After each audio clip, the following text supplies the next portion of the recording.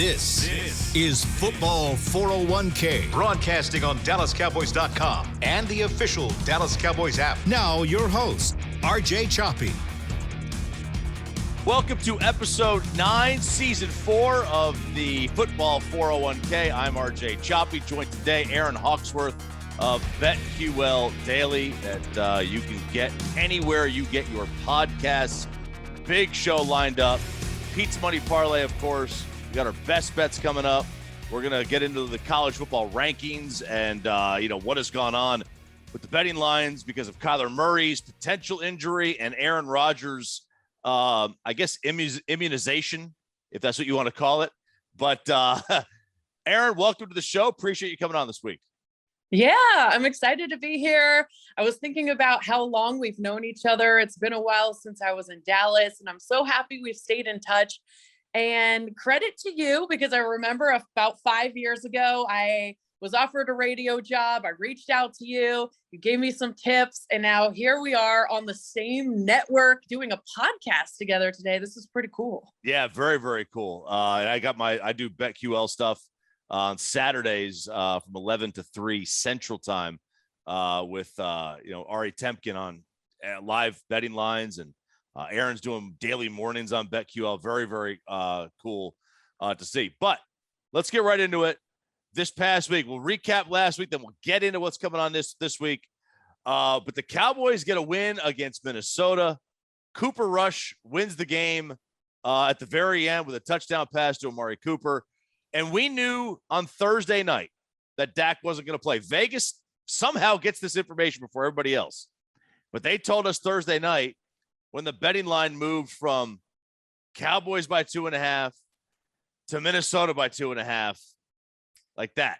And they told us that they basically, and they're doing the same thing with Kyler Murray this week. They're telling us all that we need to know. But the reaction around here, I know that, Aaron, is this place was in a panic when Dak got hurt, but it turns out they won the game. Were you surprised by Cooper Rush? Because I think, from the outside, a lot of us were. I was stunned. Okay. We had never seen Cooper really play. We had seen him play in preseason. And I don't know what you can really gain from watching preseason, right? You're watching him play with, I don't want to say scrubs, but you're watching him play with, second and third stringers. Some of those guys aren't going to make the team. He's not being blocked behind a good offensive line. And in this game, I'll tell you, I was most impressed with the team's defense against Kirk Cousins. He did absolutely nothing in this football game. Yeah. I mean, Kirk Cousins, I covered him when he was here in Washington, and I'm sure you've seen enough of him as well from when he was in the NFL. You just never know what you're going to get from him. When you cover a quarterback that's streaky and inconsistent and then struggles against good teams and then puts together a few good games, it's just, I'm sure we all have those teams or players where we just want to fade them because of what we've seen in the past or we've been burned. And Kirk Cousins is that quarterback for me. But when I look at this Broncos defense and the addition of Von Miller, we all know Teddy Bridgewater covers. Covers. I like the Broncos. I liked it better when it was 10.5 or 10, but now 9.5, it's a little scary for me. But you know what? I think I'd still like the Broncos plus the points here. Yeah, Teddy 2 gloves, Teddy 2 covers. He does. He covers a lot of these spreads, doesn't he? Isn't that wild? It's crazy. He really does. It's incredible how he's able to keep them close in games, and that's what he does. So I don't know why I'd want to bet against them, but your Cowboys are looking good. Yeah, they are. Geno Smith's the same way. Geno's like 6-1 against the spread. I was going to say that. Geno Smith is covering as well. Yeah, you never would have guessed it. Geno's not a very good quarterback. You never would have guessed that he covers at the rate that he really does. Yeah, on our show, we have a bet for it's just a long shot for the Seahawks to have the worst record. So, in the whole league? Yeah. We did it right when Russell got hurt. Just the odds were insane. And we looked at their schedules, pretty tough. So I just put like a small amount on it just for fun. But we do crazy stuff like that where we try to just find a lot of value. For example, I just took the Heat to win the NBA championship today. It's like, you look for things in these futures and see you just never know. Sometimes they hit. Do you like futures bets? Because I often wonder if you ever get like the right value for them. That is a great point. So we were talking about this yesterday because when you're betting, I think the play when it comes to futures is maybe not preseason because you sometimes get better during the season. Even like you look at the NFC East, a lot of people were jumping on the Cowboys and even the Washington football team to come out of that division, and the odds haven't changed a whole lot. I mean, when you looked at Washington, I think to win the East before the season started, the odds were not that great. No. It was not a good bet at all. And at that point, when you look at the NFC East and everyone was hyping up the defense with Chase Young, and they have Ryan Fitzpatrick was still the quarterback. Some people might have thought that was a good bet. And then you see how far things have come and they've completely underperformed. So that's like a prime example of why you would want to wait and see more happens in season, because there just wasn't a lot of value. I want to say it was like plus 170 or something stupid like that. Yeah, I never thought like I get into them. I think they're more for fans than they are for like the actual sharp gambler. I'll do them a lot in golf, right? I love watching golf. Anyway, I follow golf a lot. I'll do a lot of futures bets on like the US Open or something or Masters. But in the NFL, I think you're right. Preseason, the way the league changes, like nobody could have predicted the Chiefs are where they are right now. Oh, Patrick Mahomes is 28-1 to win the MVP. If they wind up, they're 4-4. If they go, let's see, how many games they have left? They got 9 games left then. If they go 8-1, Patrick Mahomes has a really good chance of winning the MVP, winning 8 of 9 down the stretch. And at 28-1, you're never going to get Patrick Mahomes at 28-1 again. Yeah, that's true. Do you have any NFL futures right now that I'm betting on? Mm-hmm. No, you know, the Cowboys are 12-1, tied with the Cardinals. I think the Chiefs are around the same thing too. Oh, I'm sorry, the Ravens are. You know, I stay away from futures a lot of times when it comes to teams. I try to go more individual bets with the players. Exactly. Like I've got Lamar Jackson, rushing yards leader, 35-1. Is that, oh my God, the entire league? Yeah. Yeah. But if you look at their schedule, he's not that far behind right now. If you look at where he ranks in terms of rushing yards leader, but he's been throwing the ball more this season. But there's, let's see what else. I've got your boy Dak, of course, comeback player of the year. See, I think that's an easy one. But can you win it if you miss some games? I think so. It's only 1 or 2, right? Yeah. Well, I mean, I think Alex Smith won it last year, right? And he didn't play that many. He didn't play 16 games. Yeah. Well, that was a heck of a story with what he LA. Yeah. Yeah. I would think Dak is still the odds-on favorite for that. I think his MVP case took a little bit of a hit this past week. They won a game without him, and he didn't play. I think he's got a much bigger chance of not winning the MVP because he got hurt that he does comeback player of the year. I think he's a shoo-in for the comeback. Just a couple weeks ago, some people were making the argument Derrick Henry MVP, could a running back win it again? And now look, I know. You know, I mean, these futures are scary.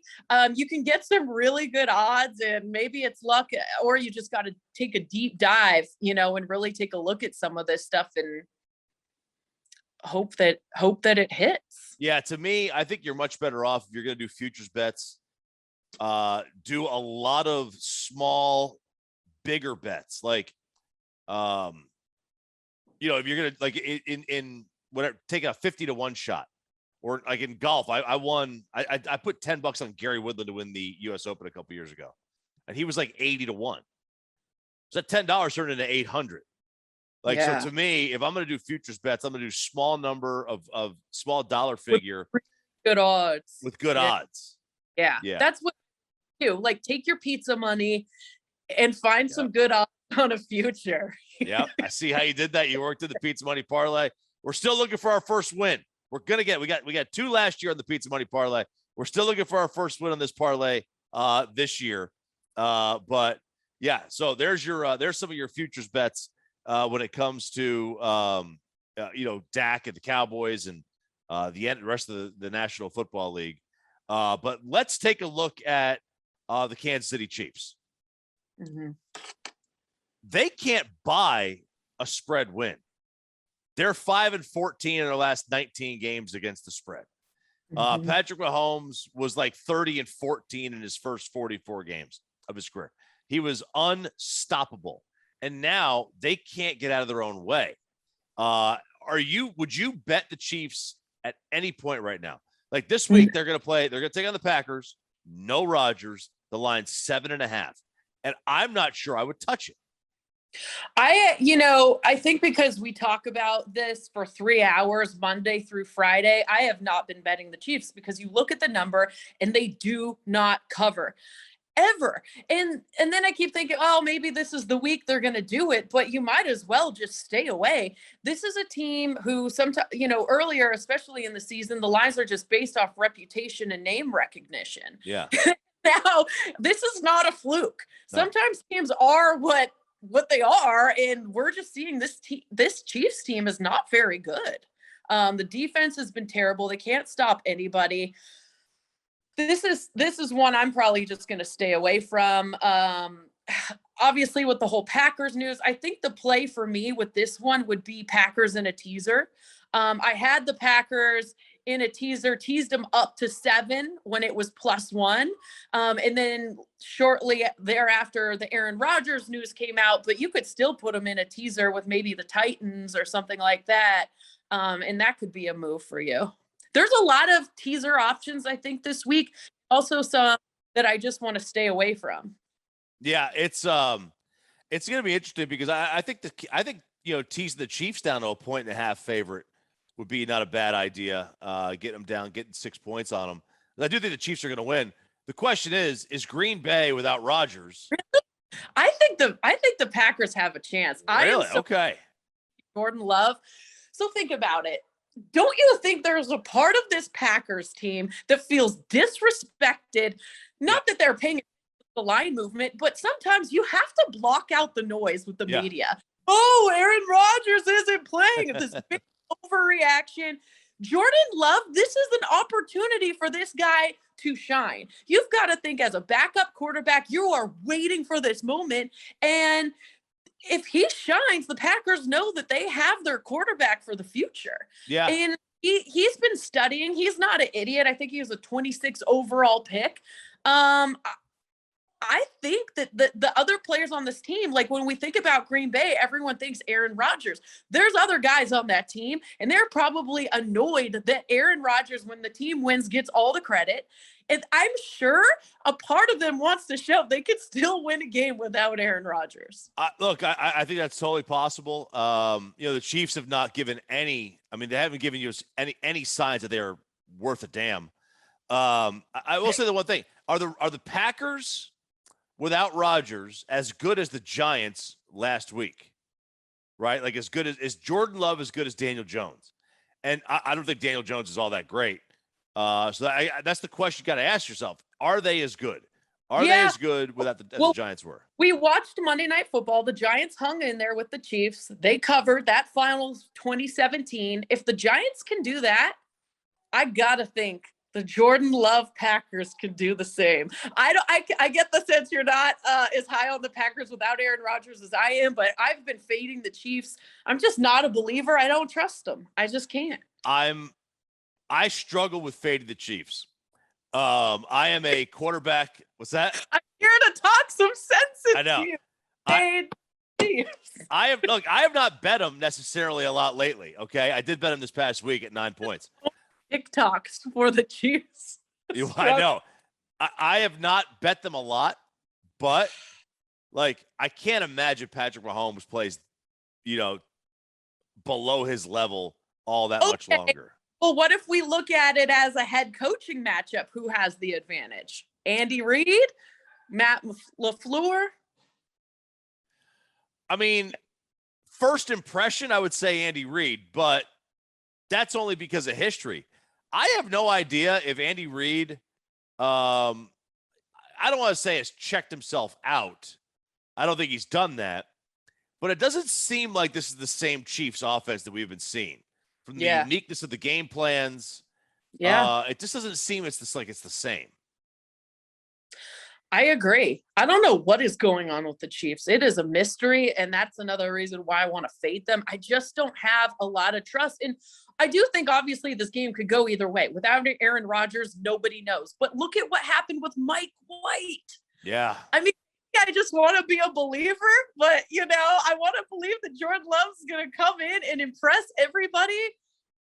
And I would put money on the Packers. Listen, go ahead. Is not a bad move because it at least gives you a little cushion there. Yeah, it does. I'll tell you this.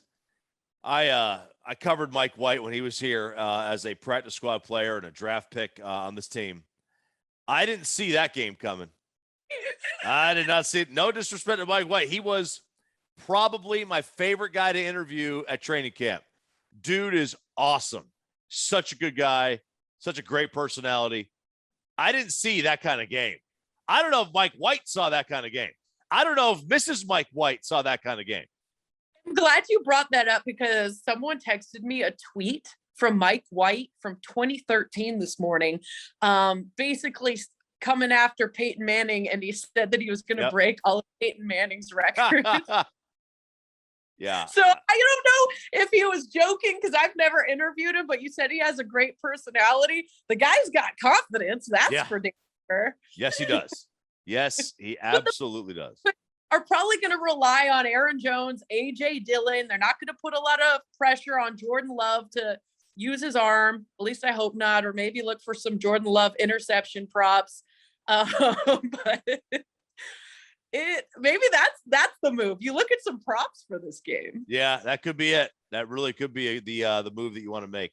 Okay, that's the first segment. That's the look back at last week and a little bit on the Chiefs game coming up against the Packers. But Vegas told us again another giant secret, and my thoughts on the first college football ranking that is out from the committee. That's coming up next on the Football 401k.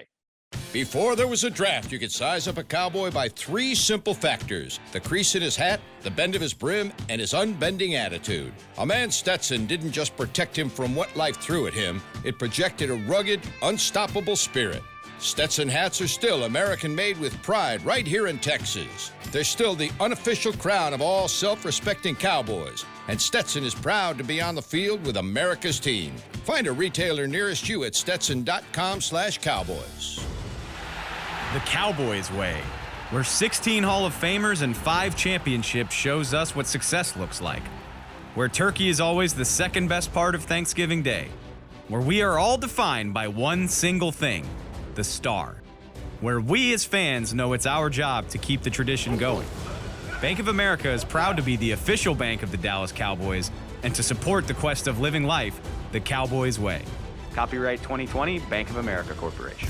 Want to use what the pros use? How about the official men's skincare brand of the Dallas Cowboys, Jack Black? Right now, you can get the Jack Black Starter, a curated collection of Cowboys locker room favorites for just $10 with free shipping. The starter includes 4 Jack Black skincare favorites, plus a full-sized intense therapy lip balm. Go to getjackblack.com/cowboys and use the code word TEAMJB. That's getjackblack.com/cowboys. The Jack Black Starter, $10, free shipping. Honey, big news. Gary, are you okay? Oh, I'm not Gary anymore. I'm Jackie Flash. What? See, I want the latest smartphone, but the best deals are only for new customers. So, to get a new customer deal, I changed my name to Jackie Flash. Okay, but the best smartphone deals at AT&T are for everyone, new and existing customers.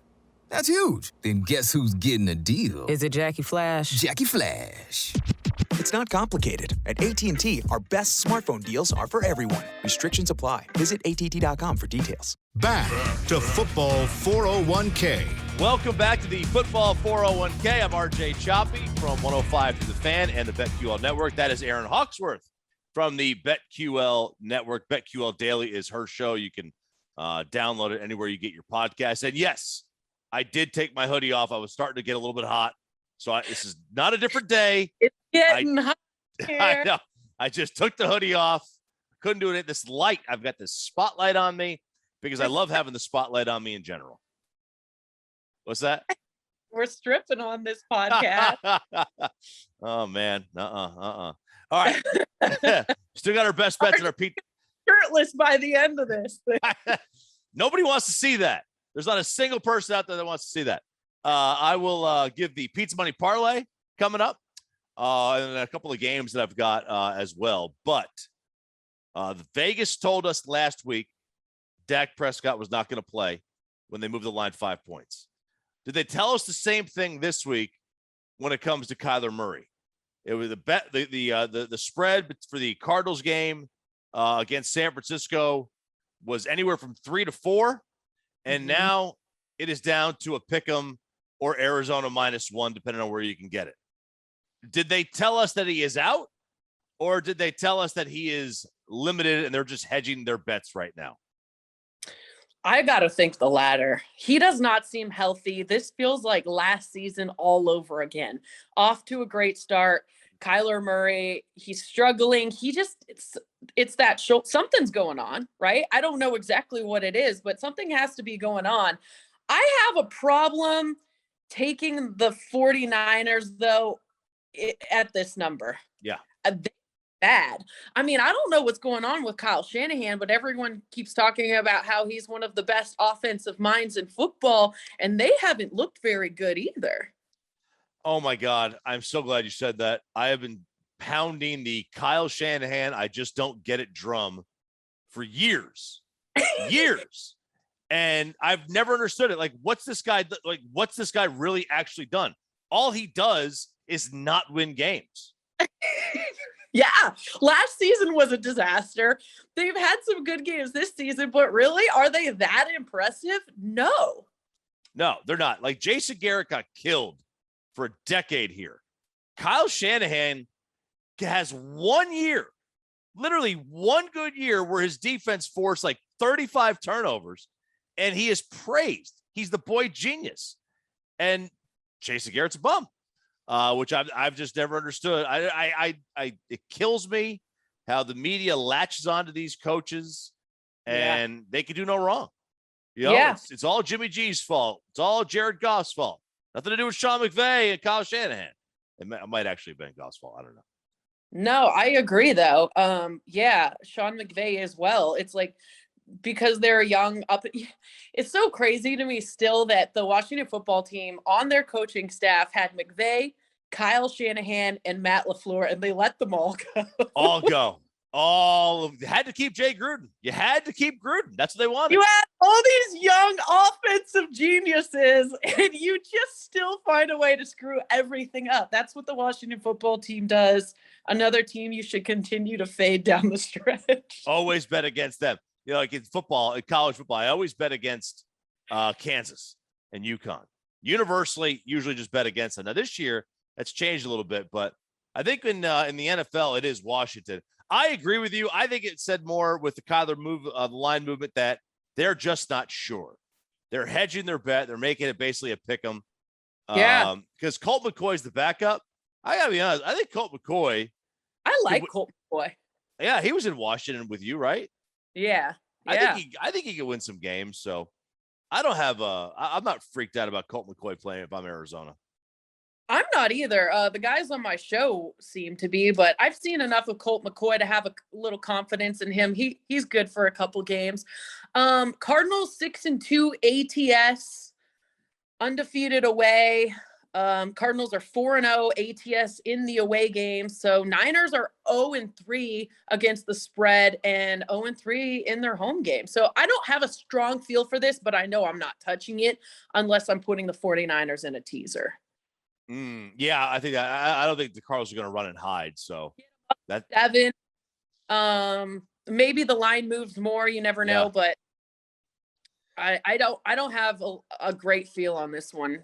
No, this may be a game to take the under, especially if I don't know what the weather's going to be like. Are they playing this in San Fran? This is in San Fran, right? Both defenses are top in the league. Yeah, yes, they are. So might be an under game. Okay, college football rankings are out. No surprise at the top, obviously, with Georgia being the number one team in the nation. and then followed by Alabama. And that was the first stunner, I think. I don't think anybody, I don't care how much you follow college football or not, Alabama lost to an unranked Texas A&M team at the time on the road, that an A&M team that could not get out of their own way. They were a dang near 20-point favorite, and they lose. Yet here Alabama is still sitting at number 2. And, you got Michigan State right behind them at 3, Oregon with 1 loss to Stanford, a bad loss really at 4, Ohio State, and then Cincinnati, who's undefeated at 5. Ohio State at 5, undefeated Cincinnati at 6, Michigan, Oklahoma. Did anything surprise you in this? I mean, I guess I feel like Cincinnati was disrespected, but at the same time, like, this is not a lock for them. They're not getting into the college football playoff. I just don't see it. Unless something crazy happens, they are going to need help. And a lot of these other teams, they win out and they're in. I think you look at that and there's about 4 or 5 teams you could see in the college playoff. Their schedule just leans that way. I mean, it's pretty much a lock for them. So I understand why they left Cincinnati off. I'm not really sure how I feel about Oregon. What do you think about that one? I struggle with Oregon because they've got a great win, but they had a bad loss at Stanford. So I'll tell you this. It seems that the committee is telling us we don't really care about your good wins are more helpful than your bad losses are hurtful to you. Yeah. I think that's what they tell us here. Because if you've got a lot of good wins or a lot of wins, the bad loss, we're going to give you a break for losing at Stanford. We're going to give you a break for losing at Michigan State. We're going to give you a break for losing at Texas A&M. I think home losses might hurt a little bit more than road, obviously. But I think a lot of this has to do with the fact that, Cincinnati struggled the last couple of weeks with Navy, with Tulane. These were not good. These were not good wins. They might as well have been losses. What about Ohio State and Michigan State? Well, they're both in if they win out. Yeah. That's what the committee told. They're both in if they win out because, if Michigan State wins out, obviously they're undefeated. They're already number 3. If Ohio State wins out, they're going to either beat Michigan State at some point or, Michigan State would have lost anyway and been knocked down a peg. So both those teams are in. They're telling us that if Alabama wins out, basically both Georgia and Alabama are in. And if Oregon wins out, they're in. Cincinnati needs help. Cincinnati needs a lot of help. They need Georgia to beat Alabama. They need Michigan State to play Ohio State and beat them. And they probably need Oregon to lose to a Utah. Does it just feel like it's going to be Georgia and Alabama in the championship game? No. I would think so. Now, the question is, if Alabama loses to Georgia, Alabama's probably out, right? I would think with 2 losses, they're going to be out. Would you take a 2-loss Alabama over an undefeated Cincinnati? I just feel like the committee doesn't give, unless you're an SEC school, you're not getting as much love. Probably not. They don't care about Cincinnati. That's what they're telling us. That's what they're trying to fade them as much as they can fade them. It's like, well, we'll put you right here, even though you're undefeated. Yeah, I mean, I guess that is a great takeaway. It's like the losses don't hurt you as much. And if you're undefeated, well, that doesn't help you that much because clearly it's not helping Cincinnati. No, definitely not helping Cincinnati at all. But really, if they did, they're not going. If they made the college football playoff, do we really think Cincinnati's going that far? No, because they're probably going to be the 4 seed. They'll play Georgia the first game. They're going to get worked. Tossed. And if they're the 3 seed, they play Alabama or whatever, then they're going to get worked too. I mean, just let's be real. They'd be a big dog to Georgia. They'd be a big dog to Bama. They'd be a big dog to Ohio State. I don't know how the committee would look at them versus Michigan State versus Oregon and versus Michigan. But against Ohio State and Georgia and Alabama, they're what? 10-point dog? Mm-hmm. It's just that's a lot to overcome. And that's probably why they're there. It's probably why they're there. So yeah, it stinks for them because I want to see them in. I just want to see it. I've seen Alabama beat everybody else. I've seen Georgia. I just want to see. I want to see what Cincinnati has. Yeah, I like that idea.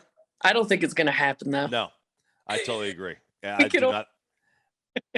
I think I'm going to get let down again. But there you go. I think they did a fairly good job. OU's a little low. They were lower than I expected. I don't know. Oklahoma.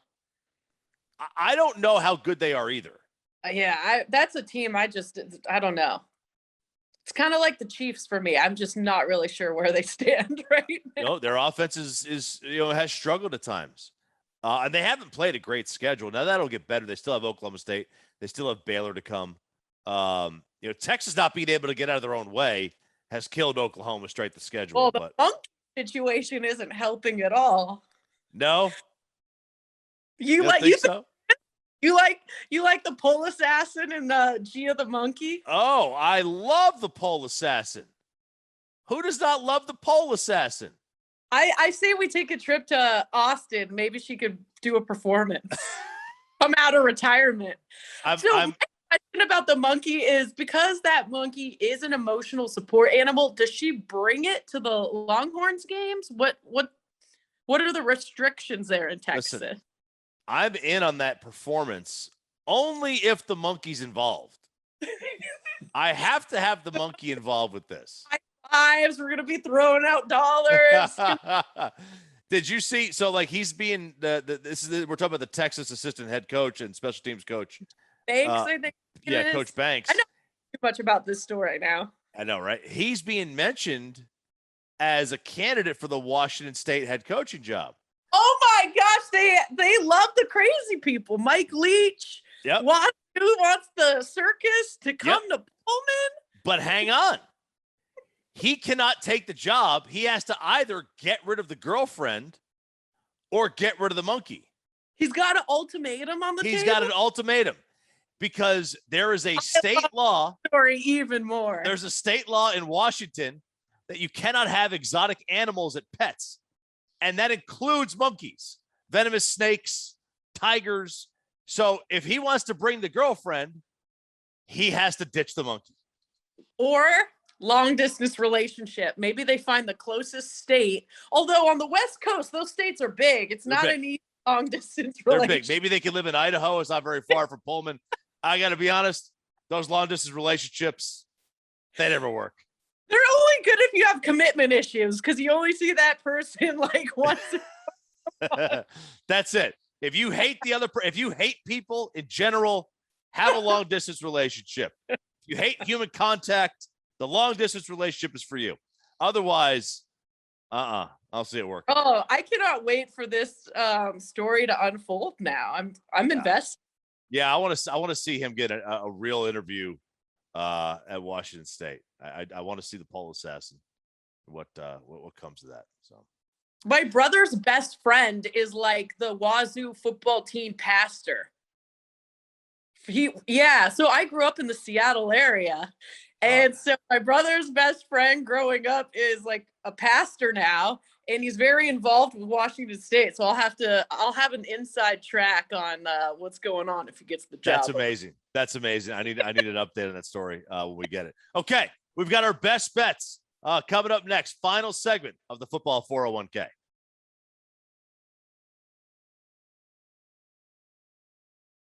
Welcome back to the Football 401k. I'm RJ Choppy from 105 to the Fan, the BetQL Network. That's Aaron Hawksworth of the BetQL Network. Time now for our best bets and, of course, the Pizza Money Parlay. Would you like to go first, madam? I think you should because I just got logged out and I want to share with the people what my odds are on some of the bets. All right. Well, let's get right to it then. I got a couple of bets in the NFL and then 3 in college football. NFL, first off, the Chargers -1 on the road against Philadelphia. I absolutely love the LA Chargers here. I don't think Philadelphia is, I know they're getting a lot of love off of their game last week against the Lions. In a related story, everybody destroys the Lions. I know the Lions have had a much better year in terms of covering the spread. But no, I'm sorry. There's no way I can see the Chargers losing this football game. I know they got to travel cross country. Don't care. 85% of the sharp money is on the Chargers. I like to be on the side of greatness. I'm going to be on the side of the Chargers. Raiders, -3 against the New York Football Giants. This is, it's such an awful week for the Raiders, the Raider family, and obviously the family of the 23-year-old who died in the car accident when Henry Ruggs was going 156 miles an hour with a blood alcohol level of 1.6 or 0.16, I should say. This Raider team on the football field is going to miss Henry Ruggs. They really, really are. I mean, he's turned into a decent player. But this is a good team. They are a good team. And they came together when John Gruden resigned, was disgracefully resigned. The entire situation was a disgrace. So they came together when that entire ordeal went down. And I think they come together here again. And I think they win this game handily over the Giants. College football, new coach theory. I've got that new coach theory I love. Gary Patterson is out. Jerry Kill is in. TCU +6.5 against Baylor.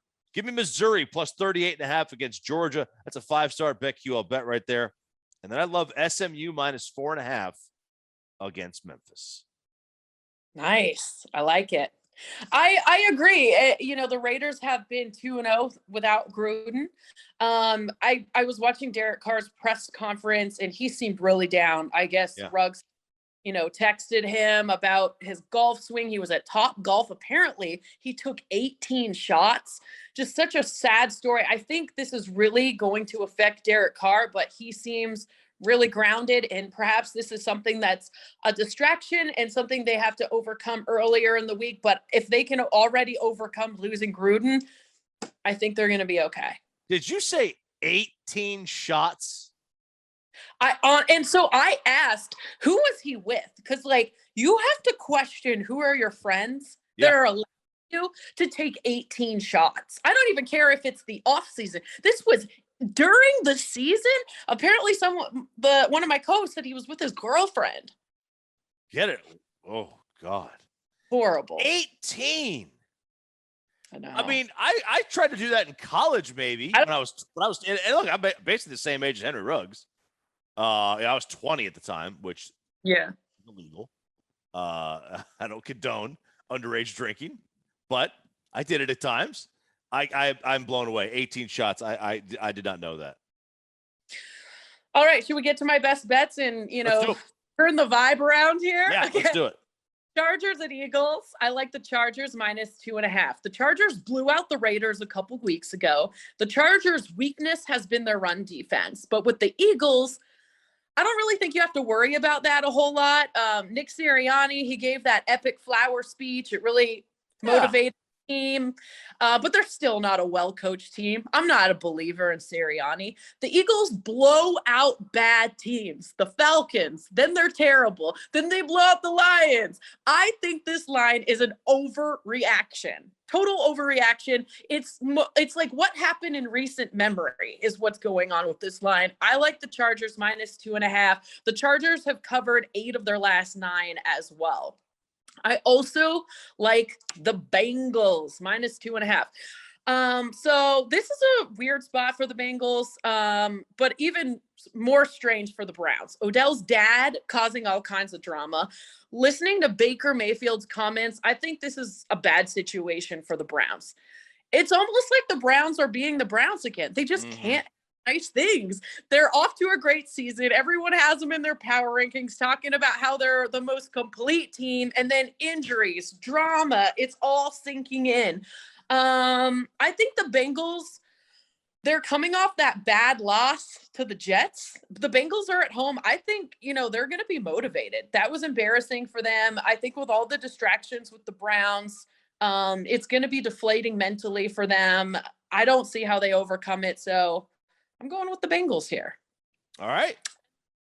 I've got a couple props. Okay. Love it.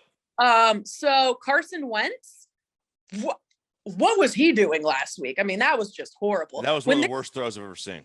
Yeah, when he's under pressure, I don't know what happens to him mentally, but it's bad. You can find him for half an interception. So I took the over on Carson Wentz interceptions. So it's 0.5. And then Jonathan, where did he go? What was that at? Jonathan Taylor. It's going to be the Jonathan Taylor night. Took the over 83.5 rushing yards. He averages 81. I think he's going to have a big night. Wow. Okay. And I love that Wentz one. That Wentz was a lock. He just wakes up and he throws interceptions. I've got a quick pizza money parlay. We all know about this. You bet $10 and it pays out usually pretty good. This is a 14 parlay. 14 parlays usually pay about 11.5, 12 to 1. This is going to pay you 32.5 to 1. Wyoming money line, Florida International money line, Wake Forest money line, and Auburn money line. Four-teamer, $10, pays you $3.23. Let's win some cash. I love it. Now, what's your record? How many of these have you done? 0. We have won 0 of these pizza money parlays. They're long shots by nature. That's the whole point of them. But the wager's so small, it's $10. It doesn't really screw up your bankroll. We hit 2 of them last year, and that basically paid for last year, this year. This year's losing, yeah. It's paid for at least, it paid, we probably won $400 or $500 off of the 2 of them. So That's awesome. It's definitely paid for itself. So you hit 1 a year, maybe 2 a year, and then that's all you really need to hit. So there you go. These bets will be on my social media page at RJ Choppy. Then you can listen to me weekdays, Monday through Friday, 5:30 to 10, 105 through the Fan, and then Saturdays from 11 to 3 Central on the BetQL Radio Network. Aaron, where can we find you? Yeah, so you anywhere you download podcasts, go to BetQL Daily, 9 to noon Eastern, Monday through Friday. You can find us on Twitch. So if you follow me on Twitter at Aaron Hawksworth, I'm always tweeting, the Twitch link. If you follow on Twitch, it's BetQL Daily. And then on the Odyssey app, we're streaming every day live during the show. So if you don't want to download the podcast, we're also on the air in many different markets around the country as well. Thank you so much for popping on. I know this is short notice that you were able to come on with us. We got to do it again. I We don't will. have. I'll make sure my shot looks a little bit better. No, I love the half sign behind you. It's so Jay. Yes. I mean, look, I've got a giant bullet mortar round. I was gonna say, what is that? Yeah, that's a 90 caliber bullet from World War II. I know, like, you know what? Like these backdrops, these are all fake. This is all fake. It's got to be done. All right, Aaron, thank you so much. For Aaron Hawksworth, I'm RJ Choppy. Thanks for joining us on the Football 401k. Let's win some cash. We'll talk to you next week.